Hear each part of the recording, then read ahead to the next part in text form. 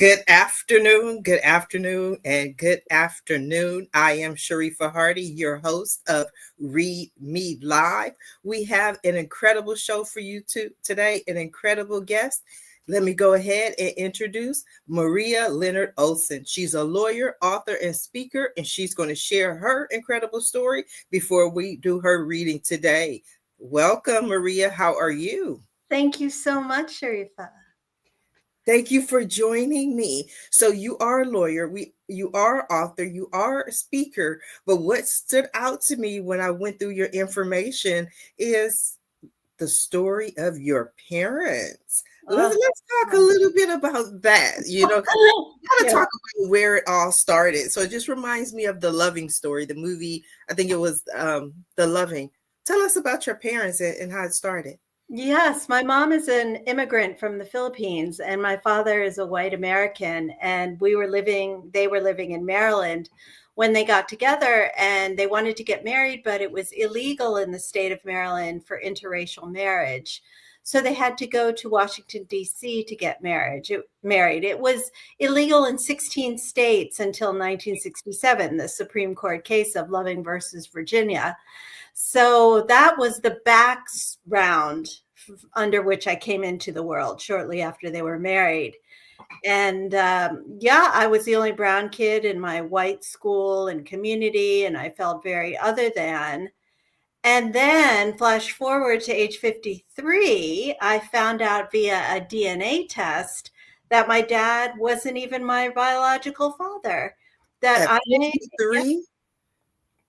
Wow, you don't look 53. No, I'm 62. You're 62 now? Yes. Okay. Where do you live, Maria? Because I'm moving over there with you because there's something in the air, something in the water. I can't believe you're 62. You look amazing. Thank you. So do you. Thank You know how you. it is. We have brown Yes. skin and it doesn't wrinkle as fast. That's what they say, and I'll be 50 in March, and so I'm excited because I'm finally what I consider reaching that wise woman phase. My mom told me 20 years ago that I could be a reader. She was like, "You can do it," and I was like, I can't tell people about life, or what do I know now at 49, 50? I'm like, girl, let me tell you, this is what you need to do. This is what you need to do, say, whatever. Listen to me. So back to your parents. Yeah. I wouldn't have asked, aside from the fact that it seemed to be a huge theme in your life and what you talk about. It was on your website.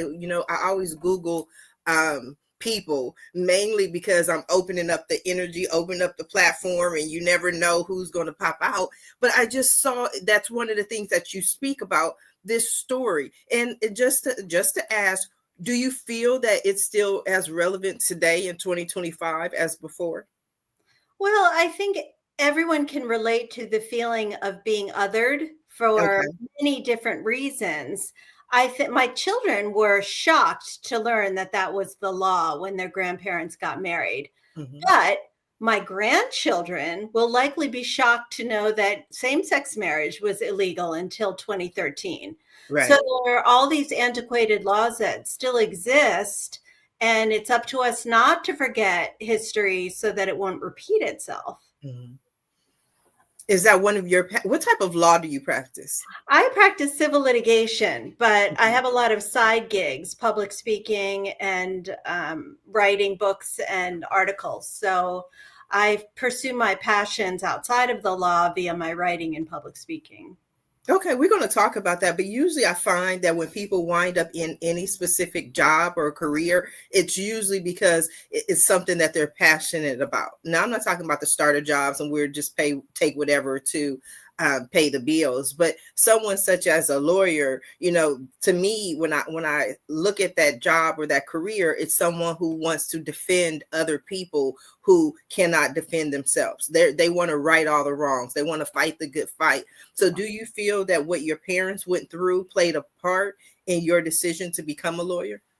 Yes, it did. And also being the daughter of an immigrant who worked hard to give me opportunities for Filipinos, they want their kids generally to become doctors or lawyers. That's seen as a prestigious thing. So my mother really encouraged me to become a lawyer. So yeah, I do. My spirit is fed by righting wrongs and pursuing justice for clients. Mhm. But it's more than that, which is why I started all these side gigs, because I Mhm. wasn't able to use my fight against ageism or othering in general so much in my civil litigation practice. Othering. That's your cause, othering. Yeah. Putting people in these categories, keeping them apart. So what do you write about primarily? I write primarily about finding who you are in midlife, Mhm. elevating your life in midlife. My most popular book is called 50 After 50, Reframing the Next Chapter of Your Life. And it talks about how at age 50, I got divorced, sober, became an empty nester, and was living alone for the first time in my life. And I tried 50 new things to determine how I wanted to live the next chapter of my life. So Mhm. that was a big turning point for me, was turning 50, when I dropped so many rocks of self-judgment and really started living the life I wanted to live, as opposed to being stuck in a people-pleasing mode. Okay. And where is your book available? Amazon, libraries, bookstores. It got good reviews from professional editors like Library Journal. So any library will carry it if you ask. Okay, I have to check it out. And even when I saw your information come across, I felt this connection, especially since I'm on this spiritual journey, because I was in politics, which Mm. came after being a business consultant. So for me, this is another phase of my life. So when I was reading your information, I resonated with it so well. I always tell people I feel that when I was 29, I began to feel 30. When I was 39, I began to feel 40. And now at 49, I definitely can feel 50, especially in the way I communicate. And I was telling my friend, I said, now I got that old lady communication. She was like, Sharifah, you're not an old lady. You're a wise woman. Okay, whatever you call it. But they always say old ladies don't care who they offend, who doesn't like it. They just speak their mind. So there's a clarity for me in my communication. Yes, I agree. For me too. So 50 is the magic number. For me, it was. Yeah.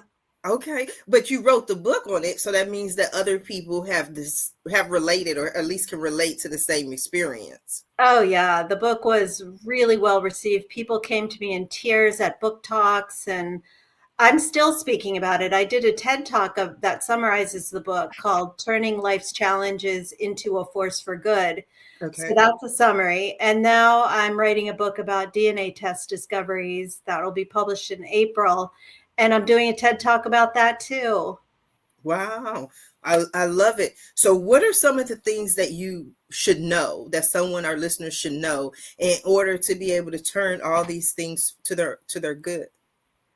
Well, the number one thing is that no one is responsible for your happiness except you. I mean, Mhm. at my age, my generation, we were fed the myth that some prince was going to save us, or that someone would complete us, but we're all complete just the way Right. we are. So we are responsible for figuring out what will bring us joy and fulfillment, not any other person. And if you are allowing another person to govern how you feel about yourself, you're giving your power away unnecessarily. It is so beautiful to me that so many things that just sound so simple, so easy. You wake up at about 50 years old and you realize these things, that I've given my power to everyone else. And I think that is a direct result of society, because I'm like you in that when I became an empty nester later in my life, I didn't even realize how used to and how accustomed to living with other people that I was. Yeah. When I grew up with a house full of people. It was always people at our house. My grandmother lived with us, my aunts lived with us, or we all lived together. My cousins, we were all in this big house. And even when I got married. I got married and moved out, and my grandmother and the rest of the people are still in my house, in the house. So I got married. So there's my husband, there's my 2 children, and there was always someone there. Then later, after I got a divorce, it was me and my children. So it wasn't really a point of time, and I was so used to taking care of everyone else that I never was like, okay, well, what does Sharifah want? What does Sharifah want to do? So when you get to this point in your life at 50, and you go, okay, well, who am I? And I think for me, at least, I find out what I want through a process of elimination, right? Mm-hmm. And so I thought I really wanted to go in politics. I ran for Long Beach City Council. I ran for Senate, and I was like, yes, this is my thing. But then recently, especially, politics felt so divided to me. And I didn't want to be in this energy of division. I wanted to do something to bring people together. And I moved on this journey, say, you know what, I would really love to read for people and help people. Well, I'm glad you chose it because I'm benefiting today. Yes, and if you're tuning in, if you're watching this live or in the archives and you want to sit right there where Maria is, then please visit my website at readmelive.com. Schedule your appearance. I do private readings as well.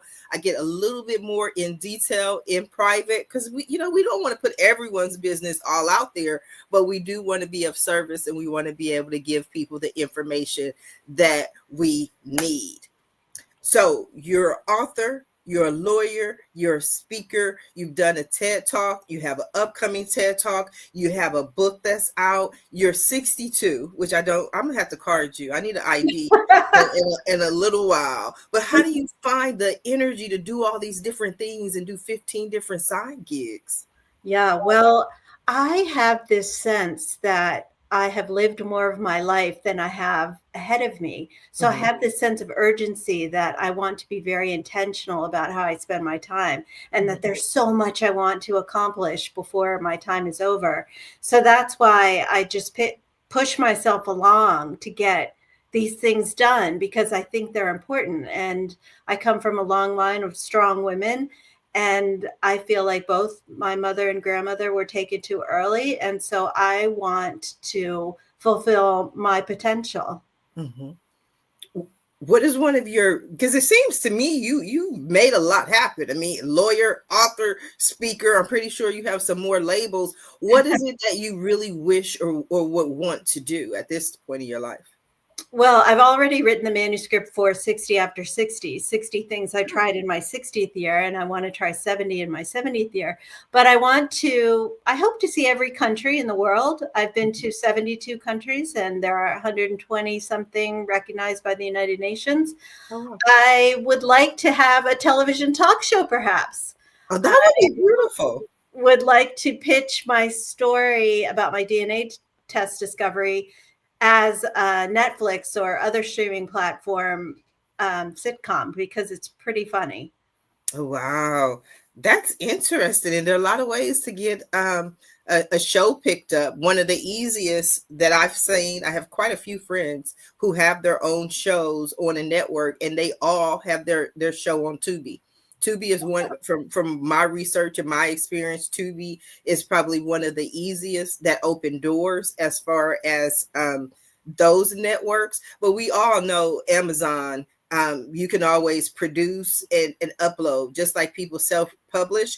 They also have an opportunity for people to produce their own television content and films on Amazon and upload it, because it used to be a lot more difficult to get your show on the network. Now, I'm not saying Netflix or, any of the big boys are easy. You cannot pitch directly to Netflix. You need an agent who's already an approved agent for Netflix, and then that agent can bring in content to Netflix. But the Tubis of the world, other platforms, you can go directly to them and you can pitch your content. Thanks. But what happens is, and one of the main reasons why it's easier to get on these platforms is, unless you have your own marketing and you're spending money on marketing, you're spending money on advertising, it's just a giant search engine. Tubi's just a giant search engine. So it's not like it's going to show on the homepage. They're not going to necessarily push it. But if someone knows to look for it and they search for it, it is in their database. So that's why especially if you just want to get it out there, for some people, they have different goals. Some people want to say, this major network, this major platform has picked up my work. Whereas other people say, you know what? I just want people to see it, and then they'll upload it to YouTube or they'll upload it to Amazon, because those give you the ability to monetize through the advertising. And YouTube, a long time ago, you used to have, I believe it was somewhere around 5,000 subscribers and like hundreds of hours of watched hours. And now I believe it's 1,000 subscribers and a short amount of watched hours before they monetize your channel. That's one reason I love doing the readings for different people, because it's not just about reading. I wanted to do them live so that I can do more teaching. I love to teach. Yeah. My mom says, and I'm a third generation reader, so my mom taught me. My mom says I do a DIY, a do-it-yourself reading, which basically means I do a lot of explaining and I show people the cards. And then I'm like, okay, well, go Google it. Go research it. And my mom is like, you're supposed to give them the message. And I'm like, well, what if they get another message? What if their message is different from my message? So I want them to go figure it out so they don't come back to me and say, Sharifah, you told it. No. That's why I gave you the card, because just this because it means this thing to me. See, I love getting out of trouble. That's my get out of jail free card. But my whole point, my whole example is, especially in 2025 with Chat GPT. I asked I don't know if you use Chat GPT, and I don't know how I got off on this tangent, but I saw from my show I did at 8:00 this morning that I'm in a teaching mode. A lot of things is about your tools, and I would ask Chat GPT about how to pitch, or how to do this or how to do that, even though that's stage 2 and first stage 1 is production, but Chat has a lot of wonderful information on how to get your show on the network. So what I do is I read from the Arcana Tarot. I really love this deck because when I saw it, it has the beautiful lover's card on it. And the way they're just looking at each other, they're so in love. And one of the things about true love is you see everything about the person. Nothing's hidden, nothing's, away. Have you ever had a tarot reading? Not really, no. I mean, I've had spirit cards kind of shared with me, but not a straight tarot reading, no. Okay. I like to know, mainly because everybody does it different.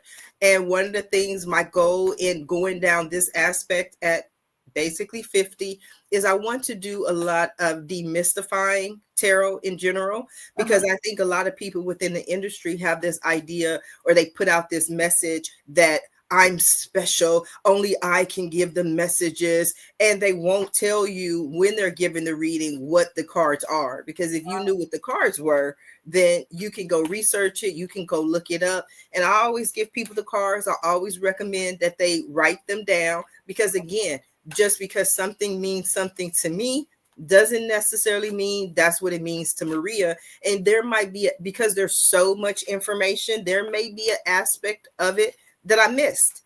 And if spirit, God, source is delivering a message, the last thing we want to do is miss the message. Does that make sense? Yeah. Thank you. You are very welcome. So what I've been doing is I've just been shuffling. Shuffling does 3 things for me. Number 1, it's my sign to spirit that I'm about to give a reading. Number 2, it clears the energy from any past reading so that I know that it's clear and it's clean.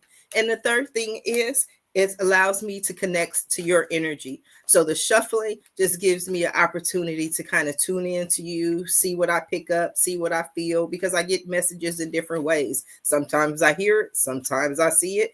I don't know. Sometimes I just know it, but the cards are just a tool for me to pick up the information. And then I ask for spirit to speak to me in signs and symbols that I will understand. How does that sound? How does that resonate with you? Yeah, it sounds really good. I'm excited. She's like, let's go. Let's get started. I want to know. I need the message.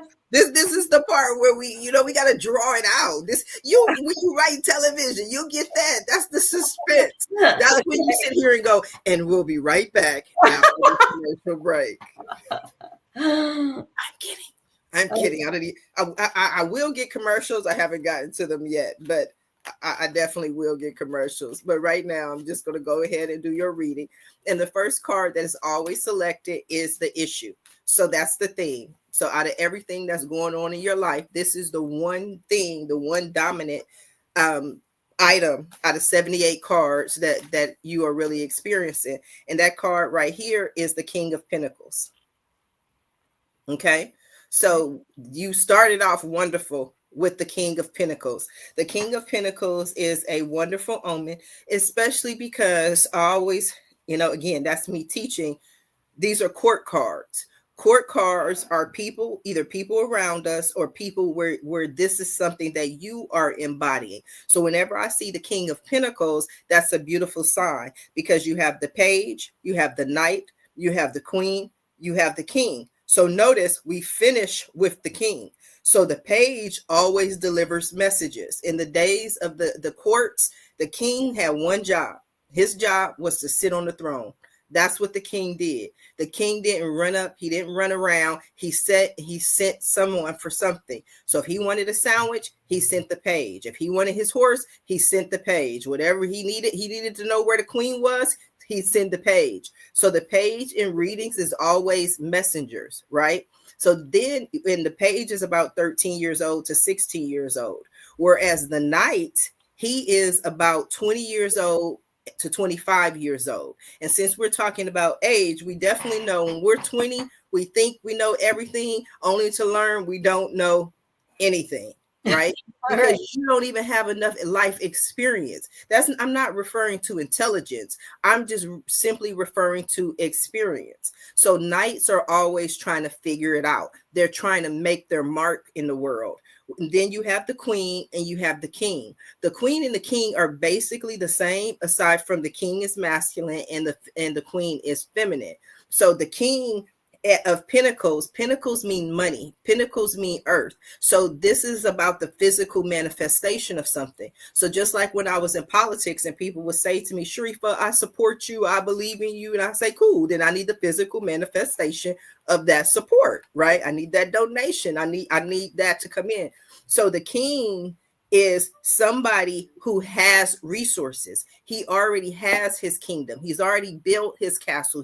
He's not trying to prove it to anybody. He's not even trying to prove it to himself. He is the king. So when you take a look at that as far as your energy, it means for the most part that you are settled. Like you have your career. Like there are things that you want to do, but you're not a rookie. You're not someone who is just starting out. Does that make sense? Yep. I do feel pretty settled. Good. So the next card, which is your challenge. Your challenge is the one thing that always challenges your issue, which is card 1. So the next one you have is the sun. The beautiful thing about this deck is that it picks up color really well in the light. So I'm like, certain cards really look like auras, they're glowing. Yeah. This is the sun, and it has 2 little cherubs at the bottom. And the sun is a major arcana card. Major arcana cards are major life changes. Arcana means change. So major changes, minor changes. And then you have your court cards, right? So the sun is always, whenever I see the sun is my Annie card. From songs and music just come to me, but it's from Little Orphan Annie, right? And Annie's song was always, the sun will come up tomorrow. So this is about hope. This is about just being positive and seeing the best in life.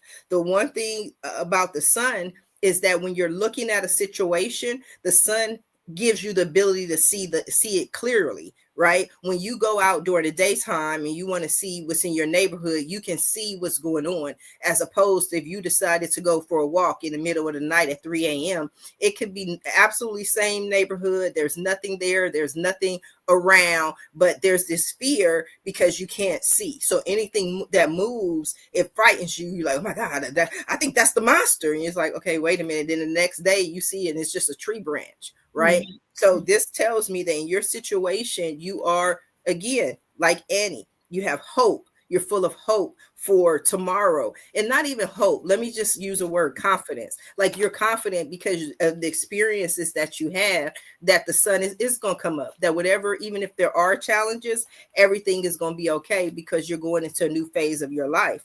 Because the next card that you have is the Three of Wands.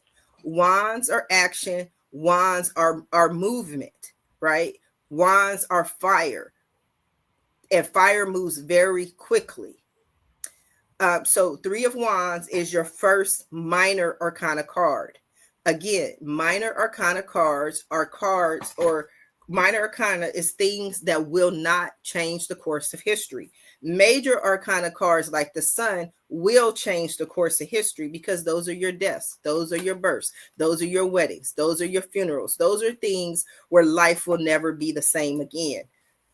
Minor arcana cards are your days. Like you might have spilled coffee on your shirt, or you might have, someone might have given you a rose, but 20 years from now, you won't even remember it, right? It's just another ordinary day. So the Three of Wands, especially in conjunction with the King of Wands, is a beautiful omen. You can't really see it in this picture. I'm trying to see it. Here, you can probably see it right here. That's a ship. Oh. Right. And it's another one on the other side. But again, that's why I would say write it down and research it. The Three of Wands is about your ship coming in.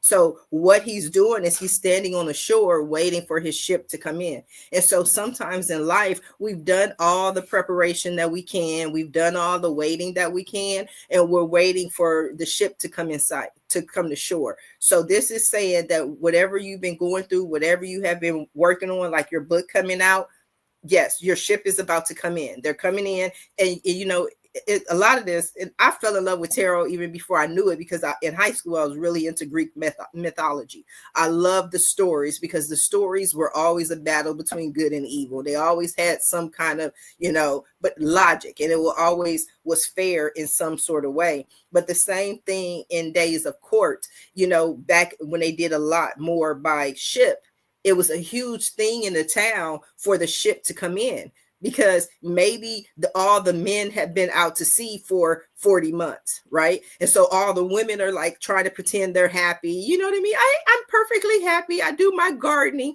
Bob will be back another 8 months, right? You know, we pretend we're happy. But when that ship comes in, there are gifts, there's celebration, there's party, right? But minor arcana cards are always from 0 to 10. And I always think of the 0 to 10 just like a customer service survey, right? They always send you those emails.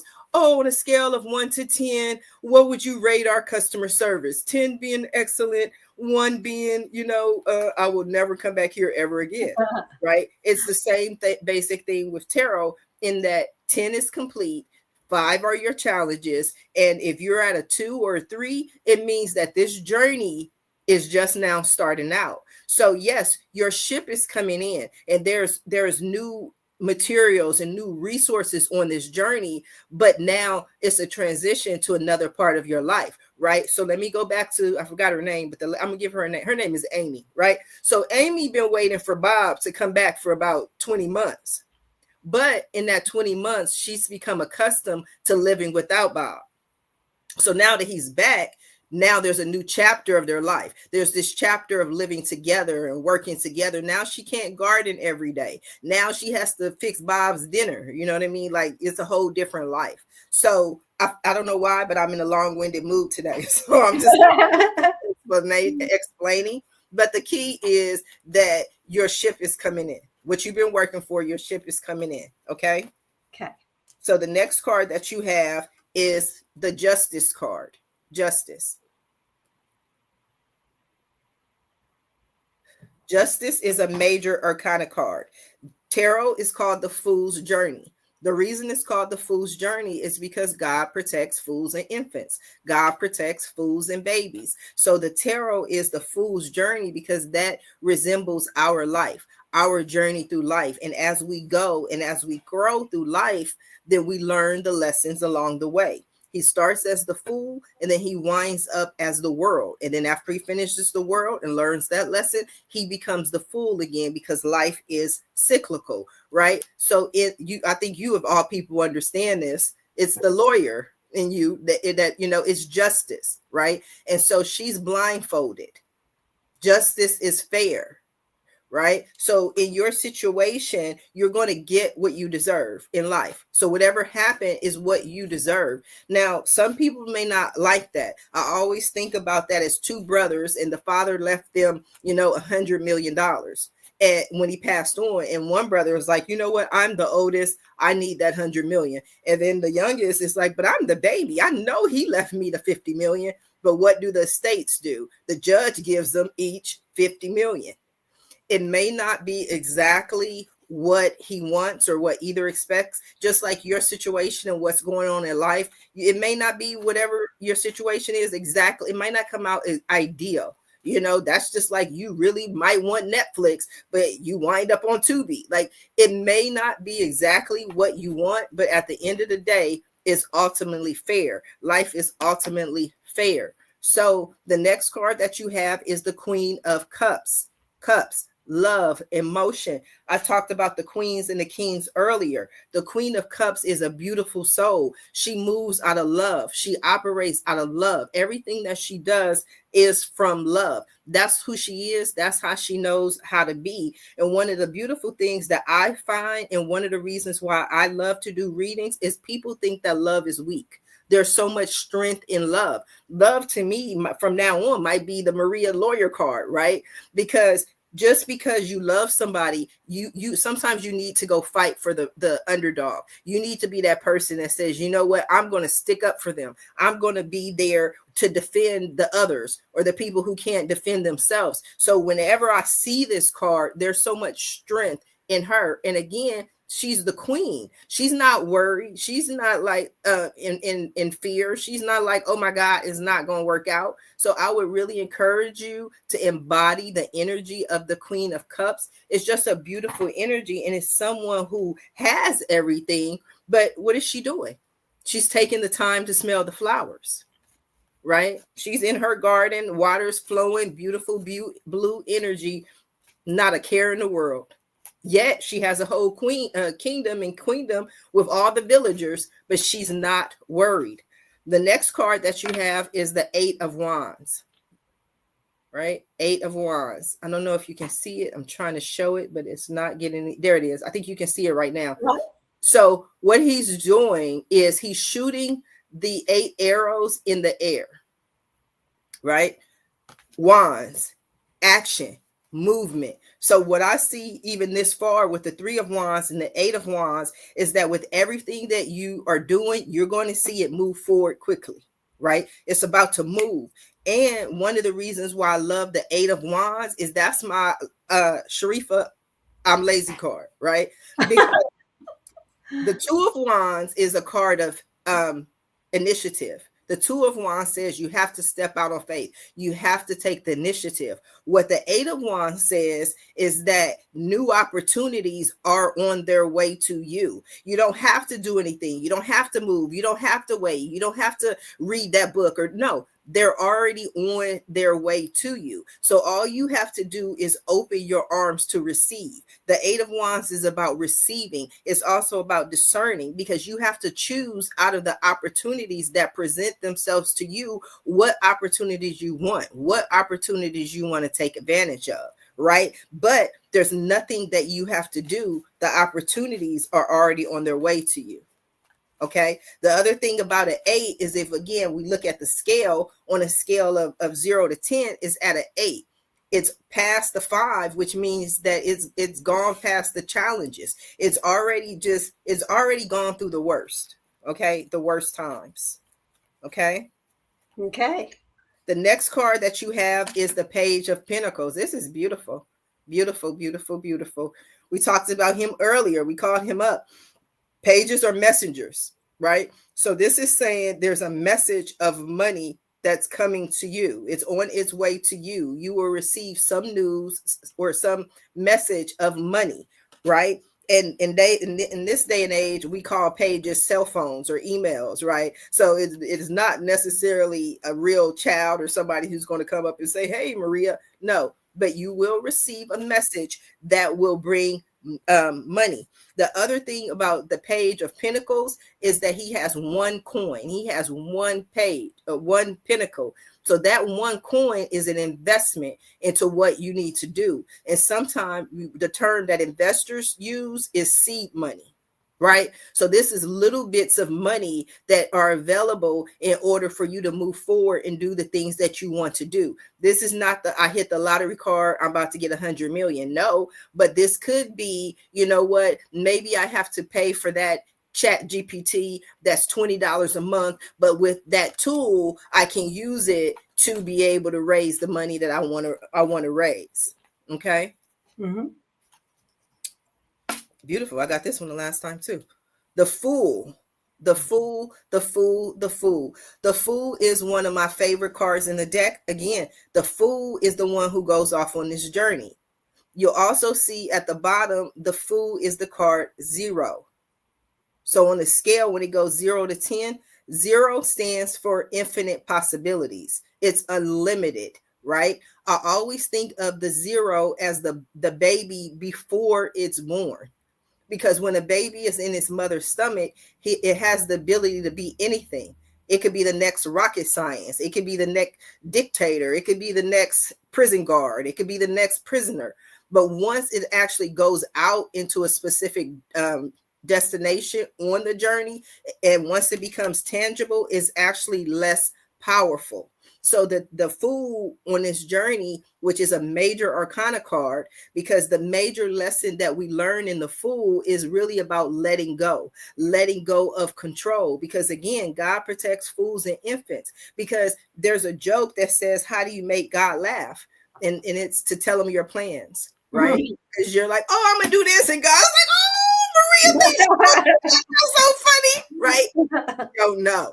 But just be open. Again, it kind of goes back to me to the 3 of Wands, and also the shift in a new life. You know, when your ship comes in, when you have the resources, just be open to wherever it is that you where you're led. The other thing that the Fool symbolizes is take a leap of faith.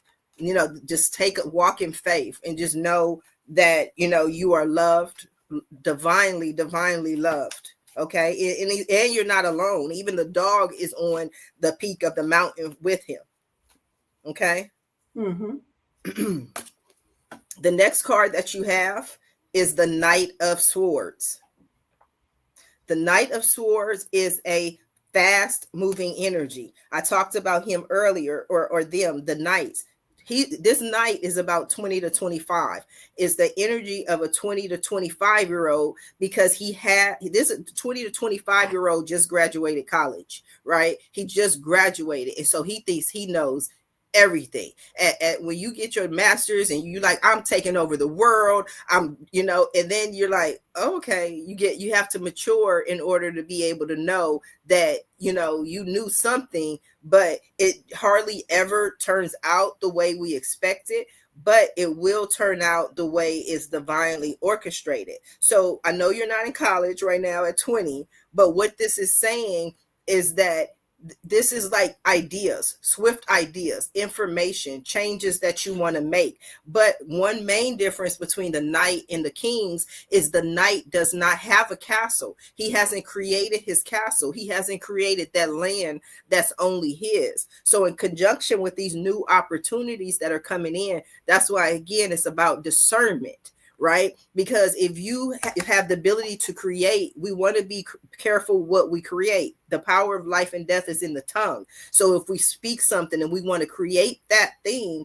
we have to make sure that we do it with the highest intent and the highest frequency possible, if that makes sense. Mm-hmm. Okay. So I did 9 cards. This is a 10-card reading. I like to give people in depth of what's going on.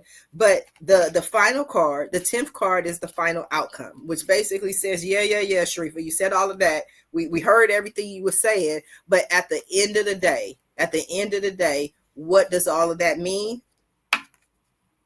and you got the Four of Wands. Four of Wands. And this is beautiful. This, you got a lot of wands, right? Yep. So the Four of Wands is about celebration, because look, so like I was telling you the story in tarot and in readings, it's not only about the card itself, but it's about the surrounding cards. What do the other cards say?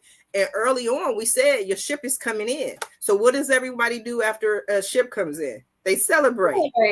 Right. So this is about the celebration. So again, whenever it ends at a minor arcana card for me, that to me is a beautiful sign just in itself. It allows me to breathe, because it says that where you are, there's not going to be a lot of major shifts and a lot of major changes. So you're on the right path. What you're doing is working, is happening. So it's time for celebration. It's time. These are your wedding receptions. For me, this is always a wedding reception. It's the people, the neighbors, the people getting together to celebrate. This is the celebrate good times card, like the song. So in everything that I read for you, I didn't see any warnings, anything that I'm like, hey, Maria, aside from the slight warning in the Knight of Swords, in that, kind of approach this from a mature perspective. And, the information that you receive, the money that you receive from a mature, invest, but invest wisely, because the page delivers the message. But then the knight, he received the message, and the knight was like, we going to battle. And then we like, wait a minute. Okay, before you go to battle, you need soldiers. You know what I mean? Like, this is about planning out the direction that you take it in. All right. Well, is there a death card in your deck? Absolutely. There's a death card in every deck. Yeah, I was worried about that. Nothing to worry about, because for me, and I got that I think I know at least one. And it was a beautiful reading. We're just swimming along. And then she received the death card. And she was like, oh my God. And I was like, don't worry. I said, because I love, again, I always say again, like I said it before, but I don't do reversals. I'm a hopeful romantic. I believe that there's a blessing in every curse. And so this is the death card. Okay. So the death card is a major arcana card, and it's a major life lesson.